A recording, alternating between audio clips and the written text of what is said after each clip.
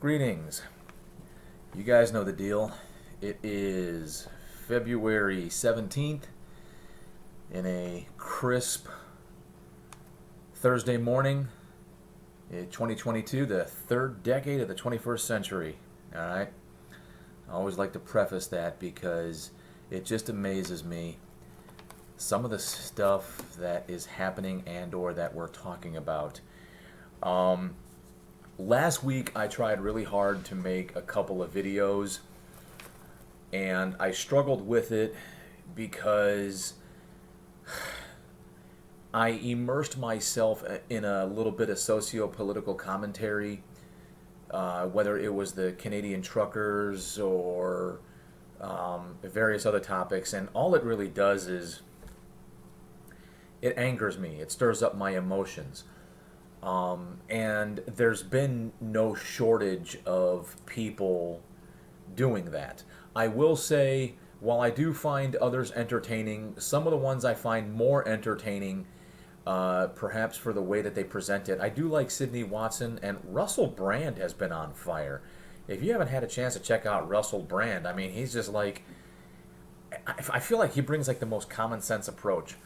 One of the videos I made was in reference to Trevor Noah. And Steven Crowder made a follow-up video, and perhaps purely coincidental, because I don't think it had anything to do with my video. I highly doubt Steven Crowder has any idea who I am. I stand by what I say. Steven Crowder clearly has some issues with Trevor Noah, and that's, Steven and Trevor, that's their thing. I'm not necessarily 100%, camp Trevor Noah. I'm not in complete agreement with what he said, but I have the freedom to change the channel. I have the freedom to not watch. What I did say is, based on the behavior I've witnessed from some of the videos I've seen come from Trevor Noah, if anybody was potentially going to challenge media hypocrisy, Trevor might be the only one to do that. So I got a response to that, and I got a response to another video. So one of the things I like to do is, since this channel was formed for a couple of different reasons, inside of that was the intent and purpose to spark conversations and have conversations. Whether we agree on the topics, whether we disagree, having conversations and demonstrating that we're thinking beyond what perhaps the mass media is trying to tell us to think. So, you guys comment, I'm going to respond. So the first one I got was from Spirit of Love IPI, responding to the video I posted, Trevor Noah Holding On, from February 9th, 2022. And Spirit of Love responds, I've watched a couple of your videos. I never felt the need to comment, although I did have issues with them. Okay. What I agree with is media cannot really be trusted because it's based on their beliefs, and sometimes their information is corrupt because of the companies that own these media houses.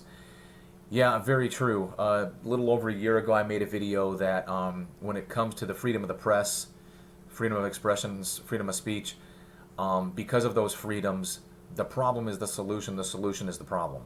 So these media corporations are in fact privately owned, and because they're privately owned, they're free to pursue their own socio-political agendas, and they're free to, have their preconceived conclusions and report information to support their already determined conclusions. But moving on, Jensen Ackles was used for clickbait, and what he said was in no way inappropriate or wrong, but he brings clickbait. What makes me give you a side eye is the Joss Whedon issue. Now, I have seen that you don't have any inside information, just as I don't have any inside information, so I can't take sides on it. No, I don't believe because you benefit from something that the person that gives you that thing deserves to treat you any way they please, and that people are just supposed to suck it up. My sad truth of this world is that there is good and bad, and everybody doesn't matter the color of your skin, human being, We'll always find something to disagree about. I think you should do more research on Joss Whedon. I mean, I won't because I'm not interested. Um, yeah. Well, Spirit of Love, IPI. Um, what I'll say on that is I kind of feel like I'm done with that whole Joss Whedon thing. So many things, have come from that. First and foremost, the small amount of popularity that my channel has received as a result of that one video. I've said it before and I'll say it again. There was zero intent to deceive anybody. There was zero intent to draw unnecessary attention to my channel based on that video. As a fan of Whedon, his creations, let me say that. As a fan of Whedon's creations, I don't really know what to think or say because if you can enter into a conversation having a certain amount of bias, that could make it difficult to be objective. And I apologize if I'm kind of stuttering around this, but I'm trying to keep it short and sweet. From previous content I've seen with Joss Whedon, where he espouses some of his socio-political beliefs, I can tell that as an individual, he's probably not somebody I'd want to hang out with, and he's probably not somebody that I could agree with. Conversely, have I enjoyed his creations? Yes. Am I still currently enjoying his creations? Yes. This is going to sound strange. This might even sound unbelievable. At the time these things happened, I had no idea he was involved with the Avengers project. I had no idea he was involved with the Justice League project. I really only knew him from Buffy the Vampire Slayer, Angel, Firefly, and Serenity. So that's kind of where I stopped. And then some of the side projects he did, like Dr. Horrible Sing-Along Blog and Much Ado About Nothing, then Dollhouse, of course. So I was familiar with some of those projects, but I wasn't really concerned with some of the bigger name stuff. And my whole thing with it, which is why I made the video and I've had to respond to numerous videos, is I don't trust the media. So my lack of trust with media, whether it's printed media, whether it's visual media, in the form of television and whatnot, I have such a lack of trust in the media that with recent events that have happened in the last several years, whether it was the Me Too movement, the whole intersectionality contest, people, looking for social currency in the form of victim status, I feel as though it's appropriate to challenge these things without necessarily delegitimizing people. And I've made videos to this in the past, which you don't have to go back and rewatch. This is not to invalidate anybody's comments. This is not to invalidate anybody's experiences. But essentially what I was trying to say is, how much can we believe? Can we really believe what's being reported?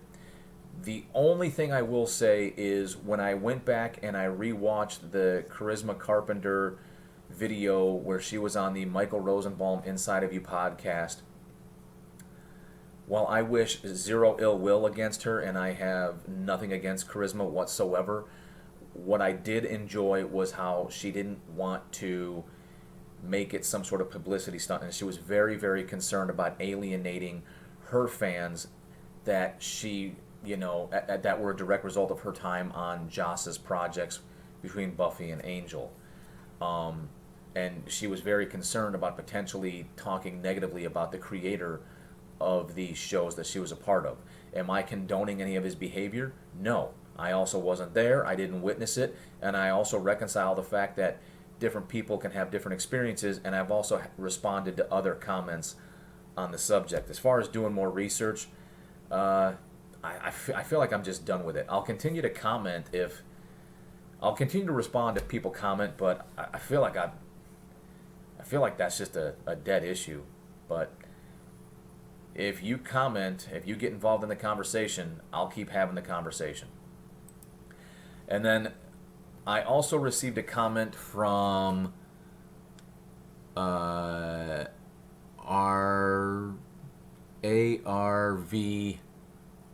ENE Arvenestar 0761.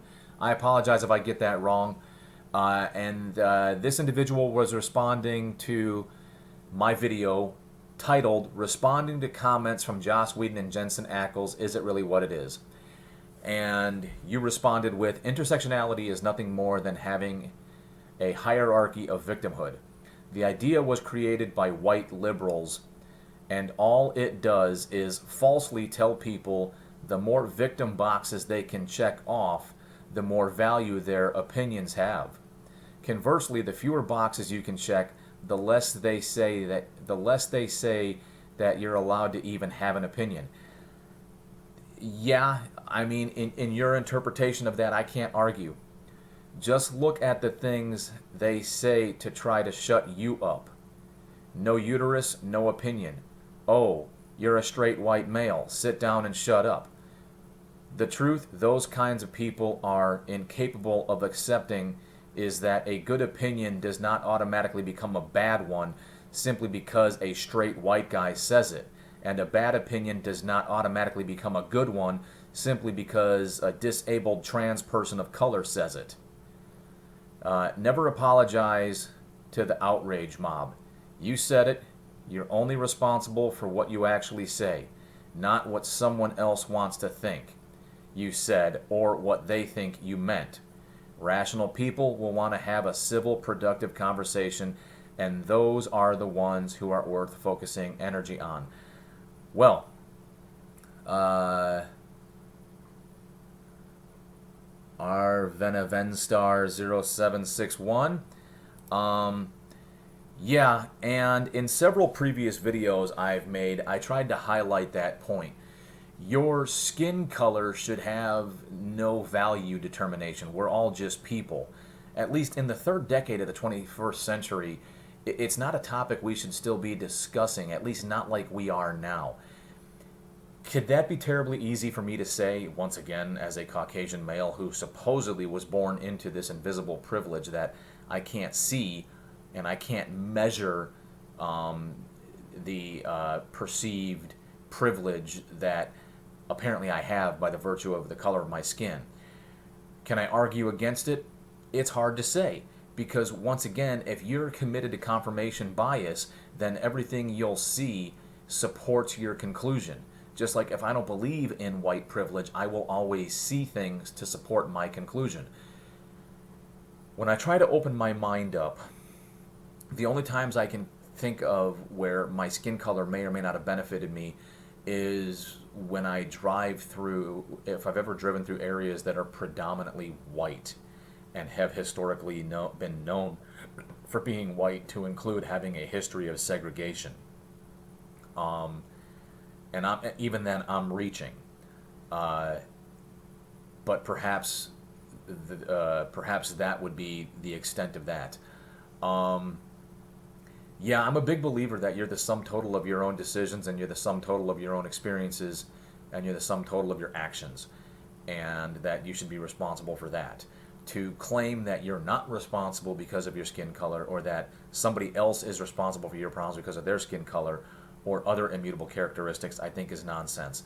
I've previously made a video where I was like, as a society, we just started to wrap our heads around, treating the lesbian, gay, and bisexual community as equals, and instead of just being happy with that, other fringe elements decided that it wasn't okay, that they needed to push the envelope, and so now you have almost an entire jumbled alphabet of labels that fall under the lesbian, gay, bisexual community. And I don't personally think it's necessary, but you do you. Okay, I am free to think and feel however the hell I want. There's not a goddamn thing you can do about it. It just is what it is. You do you. You think and feel how you want to feel. And I think specifically that Arvenestar, I apologize if I don't get that right. Specifically, somebody by the name of Bill Kahn had called me a racist. And had suggested that I have some deep character flaws. In which case, if I wanted to equally participate on that level, as some hard right leaning person. I could go as far as to say Bill Kahn is probably super woke. Bill Kahn's probably some west of the Mississippi, West Coast white liberal who probably feels guilty for his skin color, and he's probably a male, probably some effeminate male who feels terribly guilty about his skin color, and is some excessively, white liberal, Black Lives Matter Antifa supporting person. In which case, I'm not really sure how you stumbled upon my video, but you see how that game plays. Where if I equally participate in your kind of rhetoric, if I equally participate in your kind of behavior, and perhaps that's what Avena Star was attempting to get at was, it. I don't know. Either way, we're having the conversation, and I'm happy about that. Yeah, intersectionality, I think, is another fancy term to add to stuff like affirmative action. And it's sad that we have such a history in our country, which people need to understand and appreciate how new our country is by comparison to the globe. Okay, and it is far from perfect. It has some scars. It has some wounds that can heal if you just stop picking at it. You have to let the scab, you have to leave it alone. You can't keep picking at it. And that's what amazes me, and that's why I always say welcome back to the third decade of the 21st century, because it's like, really? Really? All of this shit should have ended at least in the 60s. But yeah, the intersectionality thing places value on how many victim boxes you can check. Are you a person of color? Check. Are you a woman? Check. Do you have an alternative sexual preference other than heterosexuality? Check. Are you a sexual assault victim? Are you, whatever the case may be, what boxes can you check? And the sad thing is affirmative action works exactly the same way. Affirmative action was meant to give opportunities, all right? Not promise. It wasn't supposed to be equity. It was supposed to be opportunity, all right? Where it forced companies to look at qualified candidates who weren't white. And I'll be honest, I don't know how they did that. I feel like that could spur a conversation that would rabbit hole, and I'm already over 17 minutes going on 18. But, there's so many other people talking about socio-political content that I don't know if I want to keep going down that rabbit hole, because I feel like it does nothing but upset me. And I think I'd rather talk about other stuff, like perhaps nerd out on some other nerdy topics. On that note, Spirit of Love, you focused heavily on Jensen, and I, for one, want to thank you for that, because so many people were heavily focused on the whole Joss Whedon thing and the wanting to crucify him, and he's such a guilty bastard. It's like, maybe he is, maybe he's not. I don't know. Okay, I really don't know how to feel as far as like my level of concern, because if he's really that bad and he needs to be adjudicated, for violating civil rights, civil laws, whatever the case may be, then let it happen in court. Otherwise, I was just asking the question, is he being treated fairly in the court of public opinion? Because of my lack of trust in the media. But thank you for focusing on Jensen. I'm guessing, like myself, you're a Supernatural fan. That's cool. My wife and I watched it ever since the pilot. And I could totally nerd out on some Supernatural stuff. Like, whatever happened to that kid who was supposed to be half demon, half human?